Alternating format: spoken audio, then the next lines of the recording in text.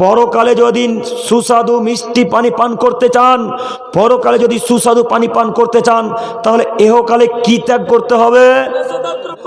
নেশাদার দ্রব্য ত্যাগ করতে হবে, তাহলে পরকালে সুস্বাদু পানি পান করতে পারবেন। আর একটা হাদিস বলি, তারপরে দুইটা হাদিসের একসঙ্গে ব্যাখ্যা। জাবের রাদিয়াল্লাহু তাআলা আনহু থেকে বর্ণিত, তিনি বলেন রাসূলুল্লাহ সাল্লাল্লাহু আলাইহি ওয়াসাল্লাম বলেছেন, ইন্না আলাল্লাহি আহাদান, আল্লাহ তাআলা ওয়াদা করেছেন। কে ওয়াদা করেছেন? আল্লাহ তাআলা। সহিহ মুসলিম ও মিসকাত, একটু মনোযোগ দিয়ে বক্তব্য শ্রবণ করেন। ওয়াদা করেছেন আল্লাহ। কি ওয়াদা? আল্লাহ নবী বলছেন, লিমান সারেবাল মুস্কিরা আইয়াসকিয়াহুল্লাহু ফিতনাতিল খাবাল, যারা নেশাদার দ্রব্য খায় পান করে তাদেরকে আল্লাহ তিনাতে খাবাল পান করাবেন। কিলা ইয়া রাসূলুল্লাহ সাল্লাল্লাহু আলাইহি ওয়াসাল্লাম, আমার তিনাতুল খাবাল, তিনাতে খাবাল আরবি ভাষা, তারপরও সাহাবীগণ বুঝতে পারলেন না। কোন সময় বাংলা ভাষা, তারপরও আমরা বুঝতে পারি না, তাই না? আমরা সবাই জানি ঘর মানে বাড়ি, কিন্তু এই বাড়ির আর সমর্থক শব্দ নেই, আছে না? আছে। কোন সময় সমর্থক শব্দ যখন ব্যবহার করি, তখন আমরা যারা সাধারণ মানুষ তারা বুঝতে পারি না, পারি কি? তো মনে করেন এটা হয়তো আরবির একটু কঠিন ভাষা। আল্লাহ নবী বললেন তিনাতে খাবাল পান করা হবে তাদেরকে যারা নেশাদার দ্রব্য খায় পান করে। ইয়া রাসূলুল্লাহ, তিনাতে খাবাল কি একটু বুঝিয়ে বলেন। তখন আল্লাহ নবী সাল্লাল্লাহু আলাইহি ওয়াসাল্লাম বললেন, আরাকু আহলিন নার আও উসারাতু আহলিন নার, জাহান্নামীদেরকে যখন জাহান্নামের মধ্যে নিক্ষেপ করা হবে, জাহান্নামীদেরকে যখন জাহান্নামের মধ্যে নিক্ষেপ করা হবে, জাহান্নামে নিক্ষেপ করার পর আগুনে যখন তাদের শরীর জ্বলে পুড়ে ঝলসে যাওয়ার পর তাদের শরীর থেকে রক্ত আর পুঁজ বেরোবে তো ওই রক্ত আর পুঁজের নাম হচ্ছে তিনাতে খাবাল। এই রক্ত আর পুঁজ কাদেরকে পান করানো হবে, খাওয়ানো হবে? যারা নেশাদার দ্রব্য খায় পান করে তাদেরকে। মুরব্বী সাহেব, আপনি বিশ্বাস করুন, হাদিস সহিহ মুসলিম ও মিসকাত, আপনি বিশ্বাস করুন, হাদিস সহিহ মুসলিম ও মিসকাত, কোনো জাল জয়ীফ হাদিস বলতে আসেনি। আপনাকে আমি অনুরোধ করে বলছি, আপনি যদি পরকালে এই রক্ত পুঁজ আর অত্যন্ত গরম তরল পদার্থ যদি পান করতে না চান, তাহলে এহকালে আপনাকে কি ত্যাগ করতে হবে? নেশাদার দ্রব্য। পারবো ইনশাআল্লাহ? ইনশাআল্লাহ। মুরব্বী সাহেব, আপনাদেরকে নিয়ে আমার বেশি ভয়, কেননা আমি যতদূর জানি মুরব্বী সাহেবরাই বেশি বিড়ি পান করে, মুরব্বী সাহেবরাই বেশি মুখে ওই গুল মাজে। আপনি আমার কথাকে খারাপ নিয়েন না, আমার আব্বা জান আপনাকে চাচা করে বলছি, আপনাকে আমি জান্নাতে নিয়ে যেতে চাই, এই জন্য এত জটিল ও কঠিনভাবে বলছি। আপনি বিশ্বাস করুন, আপনাকে আমি আবার অনুরোধ করে বলছি, পরকালে যদি ওই সুস্বাদু পানি পান করতে চান, তাহলে আপনাকে এহকালে নেশাদার দ্রব্য পান করা ত্যাগ করতে হবে। পারবো ইনশাআল্লাহ? ইনশাআল্লাহ। ইনশাআল্লাহ। আল্লাহ তুমি আমাদেরকে এই নেশাদার দ্রব্য পান করা থেকে বিরত থাকার তৌফিক দান করো, সকলে বলি আমিন। সম্মানিত মুরব্বী সাহেব, সম্মানিত দিনী ভাই, এর পরের হাদিস রাসূল সাল্লাল্লাহু আলাইহি সাল্লাম বলেন, লা ইয়াদখুলুল জান্নাতা মুদমিনু খামর, যারা নেশাদার দ্রব্য খায় পান করে তারা জান্নাতে যাবে না। যারা নেশাদার দ্রব্য খায় পান করে তারা জান্নাতে যাবে না। যারা নেশাদার দ্রব্য খায় পান করে তারা জান্নাতে যাবে না। একটা হাদিস আর একটা হাদিস বলে দুইটা হাদিসের ব্যাখ্যা, একটু আমার দিকে তাকান। আব্দুল্লাহ ইবনে ওমর রাদিয়াল্লাহু তাআলা আনহু থেকে বর্ণিত, তিনি বলেন রাসূল সাল্লাল্লাহু আলাইহি সাল্লাম বলেছেন, লা ইয়াদখুলুল জান্নাতা মুদমিনু খামর, যারা নেশাদার দ্রব্য খায় পান করে তারা জান্নাতে যাবে না। কারা যাবে না? বারবার আমি আপনাদের দৃষ্টি আকর্ষণ করছি, এই জন্য যেন আপনি পরিবর্তন হন। বারবার হাদিস প্রায় একই আসছে যে নেশাদার দ্রব্যর কথা বারবার আল্লাহ রাসূলের বাণী, তিনি বলছেন লা ইয়াদখুলুল জান্নাতা মুদমিনু খামর, নেশাদার দ্রব্য খায় পানকারী জান্নাতে যাবে না। 1 2 কোন পিতামাতার অবাধ্যকারী ছেলে মেয়ে জান্নাতে যাবে না? আব্দুল করিম ভাই, পিতামাতার অবাধ্যকারী ছেলে মেয়ে মানে এর মানে হচ্ছে যারা পিতামাতার কথাকে মানে না, পিতামাতার কথাকে অমান্য করে চলে, পিতামাতার কথাকে যারা এড়িয়ে চলে, পিতামাতার কথাকে যারা ছুঁড়ে ফেলে দিয়ে এড়িয়ে চলে, তারা জান্নাতে যাবে না। যুবক ভাই, আপনাকে বলি, জান্নাত যদি পেতে চান পিতামাতার মন জয় করেন।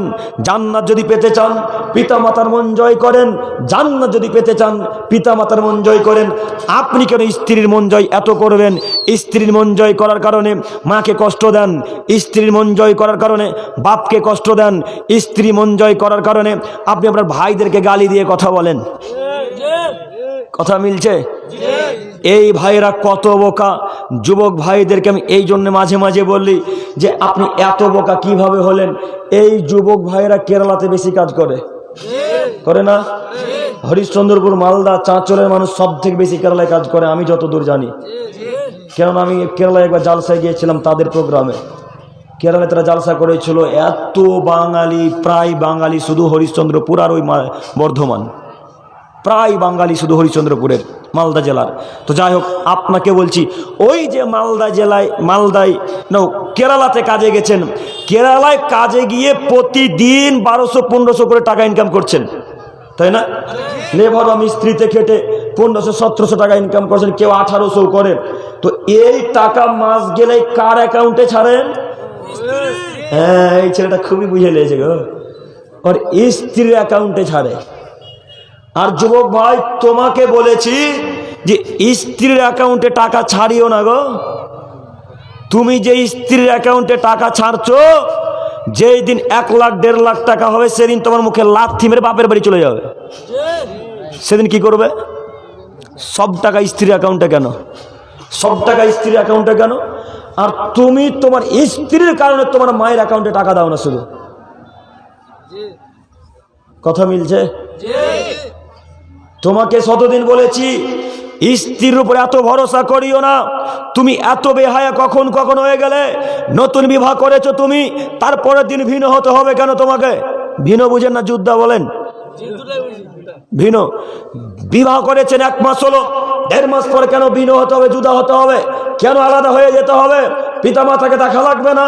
আপনার স্ত্রী বলছেন তোমার বাপ মাকে ভাত দিতে হবে না, তোমার বাপ মাকে চাল ডাল টাকা পয়সা দিতে হবে না, তখন তুমি বলছো ঠিকই তো বলছো, চলো আজকে আমরা আলাদা হয়ে যাই। আলাদা হয়ে গেলেন। আপনাকে বলি, বিবাহের 2 মাস পরেই সব চাবিকাঠি, বাড়ির যত জিনিসপত্র দায়িত্ব স্ত্রীর হাতে তুলে দিলেন। এই ভুল করবেন না। আজকে স্ত্রীর হাতে যদি চাবিকাঠি তুলে দেন, স্ত্রীকে যদি নেতৃত্ব দেন, তাহলে স্ত্রীর কাছে সারা জীবন ছোট হয়ে থাকতে হবে, তাই না? আর এত বদ আপনারা কখন হলেন? আপনার স্ত্রী কেন ভোটে নেমেছে বলেন? হ্যাঁ, আল্লাহ নবী বলছেন, যেই পরিবারে মহিলা নেতৃত্ব দিবে, যেই গ্রামে মহিলা নেতৃত্ব দিবে, যেই দেশে মহিলা নেতৃত্ব দিবে, সেই দেশে গজব নাজিল হবে, সেই দেশে গজব নাজিল হবে, সেই দেশে আল্লাহর গজব নাজিল হবে। বলেন, আপনি আপনার স্ত্রীকে নেতৃত্ব দেওয়ার দায়িত্ব দিয়েছেন, আপনার স্ত্রীর কাছে চাবিকাঠি, আপনার স্ত্রীর কাছে সব টাকা, আপনার সংসারে এখন সুখ আসবে? ওর তো বুদ্ধি হাঁটুর নিচে, মহিলাদের বুদ্ধি হাঁটুর নিচে, মাথাতে নাই। কখন কি কাজ করে বুঝতে পারে না। তাই তো মাঝে মাঝে আপনাকেও যে ভাষাতে গালি দেয়, আপনার বাপকে সেই ভাষাতে গালি দেয়, তাই না? কথা মিলে না মনে হয়? ওদের বুদ্ধি কম, ওদের হাতে চাবিকাঠি তুলে দিতে হবে না, সব টাকা ওদেরকে দিতে হবে না। যদি সব টাকা, ব্যাংকিং ব্যবস্থা সব টাকা তাদের হাতে তুলে দেন, তাহলে আপনাকে ছোট হয়ে বলতে হবে। আপনার যখন 1000 টাকা প্রয়োজন, তখন আপনাকে বলতে হবে, রহিমা 1000 টাকা দাও না, হরিশ্চন্দ্রপুর বাজারে যাব। এইভাবে ছোট হয়ে স্ত্রীর কাছে চাইতে হবে তখন, বুঝেননি? তাহলে আপনি ইনকাম করে তার কাছ থেকে চাওয়া লাগবে কেন? আপনি ইনকাম করেছেন, যখন স্ত্রীর টাকা প্রয়োজন, আপনি নিজে থেকে আপনার স্ত্রীকে টাকা দেবেন। সব টাকা তার ব্যাংকে কেন? সব টাকা তার ব্যাংকে কেন? আপনি দেখতে পাচ্ছেন না দুনিয়ার অবস্থা, যে দুবাই কাজে গেছে একটা ছেলে, 10 বছর আসেনি। কয় বছর? বাস্তব ঘটনা বাংলাদেশের। গত বছর বাংলাদেশ গিয়েছিলাম, তো ওর পরিবার কান্নাকাটি করে মরে যাচ্ছে। 10 বছর দুবাই থেকে এসে বিবাহ করে দুবাই গেছে, আর আসেনি। তো যত টাকা সব স্ত্রীর অ্যাকাউন্টে ছাড়ে। সব টাকাকে এক জায়গায় করে, যে শুনেছে আমার স্বামী আসবে তার কিছুদিন আগে উধাও। ঠিকই করেছে না? সত্যি ঠিকই করেছে। কেন স্ত্রীর কাছে টাকা রাখবে? হ্যাঁ, কেন? ওর মা বাপ নাই, ওর নিজের অ্যাকাউন্ট নাই। যুবক ভাই, আপনাদেরকে বলছি, আপনি একটু মাথাতে রাখেন কথা। যারা আপনারা বিবাহ করেননি আপনাদেরকে বলছি, স্ত্রী অ্যাকাউন্টে টাকা রাখবেন ইনশাল্লাহ। কালকে সকালে দেখবেন থালা মাজবার বলবে আব্দুল করিম কিসের জন্য যে এসেছিল, মানে গাইল দিয়ে থুবেন আর আমাকে এরা, যে যাও ভাই 1000 1500 টাকা দিয়েছিল আর দিবে না। তো যুবক ভাইয়েরা, টাকা দিতে নিষেধ করিনি আপনাকে, টাকা দিতে নিষেধ করেছি? টাকা দিতে নিষেধ করি। আপনি টাকা দিবেন, যতটা প্রয়োজন ততটা দেন, বেশি নাই। লক্ষ্মীর ভান্ডার তো আছেই, 500 টাকা দেন, যত টাকা প্রয়োজন। ডাক্তারখানা যাওয়ার প্রয়োজন, টাকা লাগবে তো। ওরা তো উপার্জন করে না, না বিড়ি বাঁধে? ওরা বিড়ি বাঁধে না এই গ্রামে? না, আলহামদুলিল্লাহ বাঁধে, বাঁধে না। হ্যাঁ, তো যাই হোক, তারা তো উপার্জন করে না, আর উপার্জন করতেও পাঠাবেন তাদেরকে, এটা মেনে নেওয়া যায় না। মেনে নেওয়া যায়? ইসলাম সমর্থন করে না। তবে ওই যে আপনাদের উত্তর দিনাজপুর পাশে পার্শ্ববর্তী জেলা উত্তর দিনাজপুরে প্রোগ্রামে গেছিলাম গত বছর, দেখছি যুবতী মহিলারা রায় কাটছে গো, সব মুসলমানের কন্যা। আচ্ছা বলেন তো, এটা কি ইসলাম মেনে নেয়? তো তারা উপার্জন করবে, কথা ইসলাম মেনে নেয় না। আপনাকে বলছি, স্ত্রীর টাকা প্রয়োজন, স্ত্রীকে দেওয়া লাগবে। স্ত্রীর টাকা প্রয়োজন, স্ত্রীকে দিতে হবে। আপনি একেবারেই দিবেন না, এটা হবে অত্যাচার। তখন কিয়ামতের মাঠে স্ত্রীকে নাকি দিতে হবে। কাজেই আপনি একটু বিবেচনা করে চলাচল করবেন। আরও একটা কথা, মুরব্বী সাহেব, এবার আপনাকে বলি, মুরব্বী সাহেবের স্ত্রী হয়তো ভোটে নামেনি, যুবক যাদের 30 বছর 32 বছর যাদের বয়স, তাদের স্ত্রীকে ভোটে নামিয়েছেন। আচ্ছা, আপনি কি আপনার স্ত্রীকে ফ্রি ভেবেছেন নাকি? হ্যাঁ, আপনার স্ত্রী মিছিল করছে আগে আগে, আর আপনি পিছনে পিছনে। কথা মিলে না মনে হয়? কথা মিলছে? মহিলারা মিছিলে যাচ্ছে, ভোটের মিছিলে আগে আগে আপনার স্ত্রী, আর হাজার হাজার যুবক তার পিছনে, তাকে সবাই ধাক্কা মারে। স্বামীকে একটুকু খারাপ লাগে না? মোহর আদায় করেছে ওই লোকটাই, টাকাও দেয় ওই লোকটাই, সায়া ব্লাউজ কাপড় চাল ডাল শাক সবজি আলু পটল ঝিঙা পটল সব কিছু কিনে দেয় ওই লোকটা, আর ধাক্কা মারে মিছিলের লোকে। খারাপ লাগে না? এতটুকু কেন খারাপ লাগে না? স্ত্রীকে কেন ভোটে নামাবো? স্ত্রী কেন মিছিলে নিয়ে যাব? আমি কি কাপুরুষ? আমি কি খ্রিস্টান? আমি কি ইহুদি যে আমার স্ত্রীকে মিছিলে নিয়ে যাব? আমি কি খ্রিস্টান যে আমার স্ত্রীকে ভোটের পদ্ধতিতে ওই খ্রিস্টান আব্রাহাম লিঙ্কনের পদ্ধতিতে নামাবো? আমি কেন আমার স্ত্রীকে ভোটের পদ্ধতিতে নামাবো? এ টেটিয়ার মানুষ মহিলারা নামে না মনে হয় ভোটে? আছে, যারা আছে তারা ঠিকই টের পাবে। আপনাকে অনুরোধ করে বলছি, আপনার স্ত্রীকে কালকে ইস্তফা দিয়ে ভোটের পদ্ধতি যে রাজনীতিতে ছিল এই পথকে ত্যাগ করে দিয়ে বাড়িতে রাখেন। ও বাড়ির বস্তু, ও ঘরের বস্তু, ও শুধু আপনাকে শান্তি তৃপ্তি দিবে, আর আপনার ছেলে মেয়ের দেখাশোনা করবে, ছেলে মেয়েকে পড়ালেখা করাবে, এটাই তার কাজ। বাড়ির বাইরে সে কাজ করবে, এটা ইসলাম প্রাধান্য দেয় না।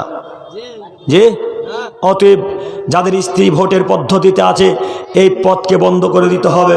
আল্লাহ তুমি আমাদেরকে বুঝার তৌফিক দান করো, সকলে বলি আমিন। সম্মানিত দিনী ভাই, এর পরের হাদিস বলছিলাম, রাসূল সাল্লাল্লাহু আলাইহি ওয়াসাল্লামের বাণী বলতে গিয়ে কত কথা বললাম। যাই হোক, একটা কথা যেটা আমি বারবার আপনাদেরকে বোঝাতে চাইছি, সেটা হচ্ছে নেশাদা দ্রব্য থেকে বিরত থাকবো ইনশাআল্লাহ। ইনশাআল্লাহ বিরত থাকতে পারবো ইনশাআল্লাহ। আল্লাহ তুমি আমাদেরকে কবুল করে নাও, সকলে বলি আমিন।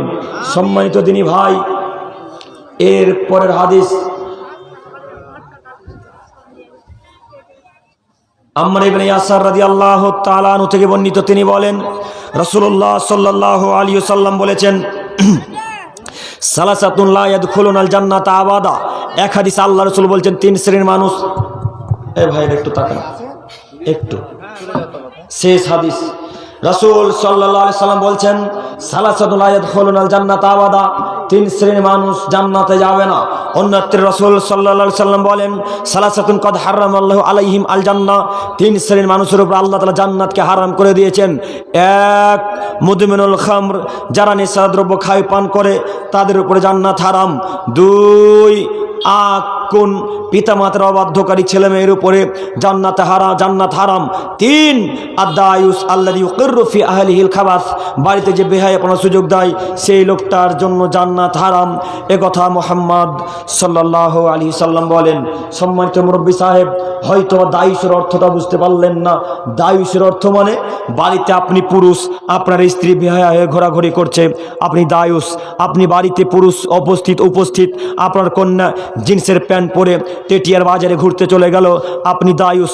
আপনি পুরুষ বাড়িতে উপস্থিত, আপনার বাড়ির পুত্রবধূ, আপনার বাড়ির সন্তান প্যান্ট টাখন নিচে পড়ে আছে, অথচ বলতে পারলেন আব্দুর রহমান প্যান্ট টাখন নিচে পড়তে হয় না, আপনি দায়ুস।